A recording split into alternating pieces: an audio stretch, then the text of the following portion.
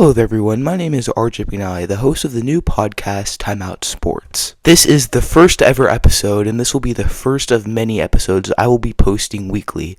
I'll post them pretty much every single Sunday. If you are not aware, in this podcast we'll be talking about everything sports. It's going to be mostly about football and college football, with a little bit of basketball and maybe baseball depending on how I'm feeling. So let's get into our first video. So the first topic I kind of wanted to cover is probably the college football playoff and the first round. So total we had 4 games. The first game we had was Friday, Alabama versus Oklahoma. Alabama came back from a 17-point deficit to beat Oklahoma 34-24. Then we had Miami versus Texas A&M, the game where we did not see a touchdown until the final 2 minutes of the fourth quarter.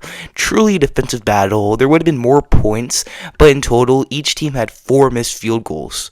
The 13 combined points was the fewest ever in a college football playoff game, and Miami ended up winning 10-3.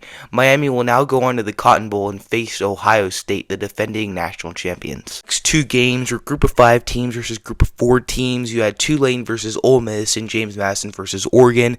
Tulane and Ole Miss was over already when it started. I mean, Ole Miss started before there were 14 minutes left in the quarter. Tulane did not play that well. They only got a single field goal. However, I think James Madison did play a little better, even though they still got killed. I think they lost by maybe 28 points. I think it was 48-20 the final score. James Madison actually had 500 yards on the ground, which was pretty impressive for a Group of 5 team going into Oregon and playing a really tough defense there. I mean, the first 2 games were pretty competitive and really exciting to watch. The Alabama-Oklahoma game was crazy. I mean, at first I thought Oklahoma was going to win. When they were up by 17, beating them 17-0, I thought Oklahoma had it in the bag. But all of a sudden, Alabama had a miraculous comeback and came back and scored 24 unanswered points. Then Oklahoma scored again, but then Alabama scored 10 more points and ended up winning 34-24. Great showing from Alabama. Oklahoma looked good in the first half, then the second half they didn't do much. That's another blown game for Oklahoma in the college football playoff. They blowed one, I think, 7 years ago, maybe in the Rose Bowl when Baker Mayfield was playing for them. So yeah, I think the Alabama-Indiana game is going to be really good. It's going to be really exciting to watch. 2 really good teams, 2 really good quarterbacks, Fernando Mendoza and Ty Simpson. I think it's going to be an amazing game to watch. Then you had Miami versus Texas A&M. Even though a lot of people thought this game was boring because of the lack of offense, I thought it was pretty exciting because we saw 2 great defenses battling it out. And I love how Miami scored their first touchdown of the game with 2 minutes left in the fourth quarter. That's truly amazing and something we never see in the college football playoffs.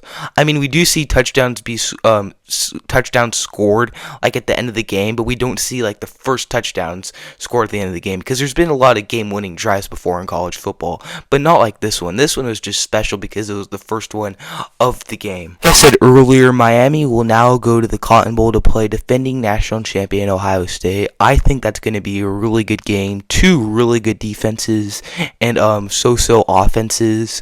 I think it's going to be an amazing game. I'm really excited to watch that game. I wouldn't be surprised if Miami upsets the number 2 seed and wins and goes on, I think, to the Verbo Fiesta Bowl. That's going to be a good game to watch too. However, the final 2 games, the Group of 5 versus the Group of 4, those were not as exciting to watch. I mean, both of them were blowouts, and like I said earlier with the Ole Miss game, it was over before it started.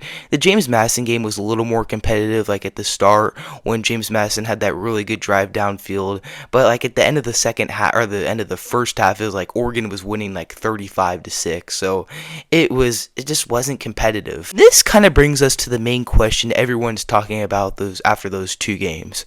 Next year, should Group of 5 teams be allowed in the playoffs? This question I feel pretty mixed about. On one side, I'm let's not put a Group of 5 team in the playoff ever again, because I mean, this year, what about instead of Tulane and James Madison, we had Notre Dame and BYU in? Those 2 games would have been way more competitive and way more fun to watch instead of the games we actually got. But on the other hand, I kind of want to see more Group of 5 5 teams make it into the playoffs in the future. For example, let's say next year, Old Dominion, who had a pretty good year this year going 10-3, goes 13-0 next year and wins the Sun Belt Conference, kind of like how James Madison did this year. Even though those 13 wins are probably against bad teams in the Sun Belt and other weak conferences like Conference USA and maybe the Mountain West, I still believe they kind of deserve a playoff spot because of the big season they had. I'm not saying they should be like the 5 or the 4 seed, kind of like an SEC team should have it, but like maybe putting them at a 12 seed would be pretty good, kind of like how James Madison did this year. Something for sure I do not want to have is 2 group of 5 teams, because 2 group of 5 teams, that's a complete mess, kind of like we saw this year.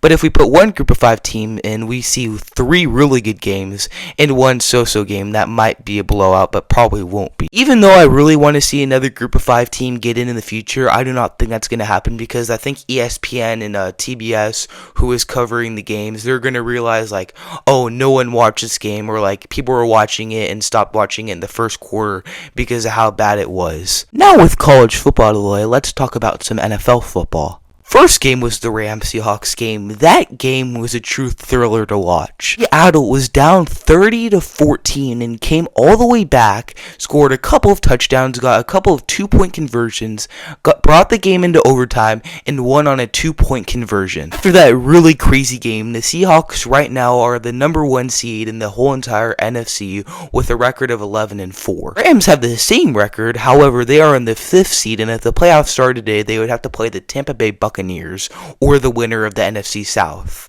Even though the Rams lost, I still think Stafford is a front runner to win the MVP. I mean, he threw for 400 plus yards, had a few touchdowns to Nakua and some of his other receivers. He looked immaculate. Also, for someone his age to have a season like that, that is so rare. And the last time we saw that was probably Aaron Rodgers, but that's Aaron Rodgers. He's a really good player. Stafford, I thought he wasn't going to play this season due to a back injury, but look at him. He's one of the best players in the NFL right now and is leading the Rams to 11-4 record, something they haven't seen since they won the Super Bowl. Last night, we saw a really good game between the Packers and the Bears. I mean, at first the game wasn't really exciting. Like in the second quarter, it was 6-0 Packers. The game was looking horrible.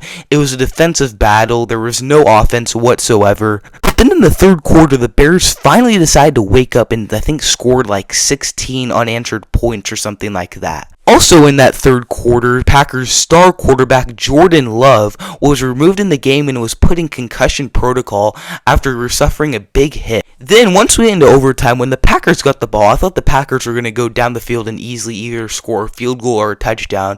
But then all of a sudden they tried converting 4th and 1 and they didn't get it and the Bears got the ball. Then that's when we saw Caleb Williams' immaculate pass to DJ Moore for about a 40 or 50 yard touchdown pass.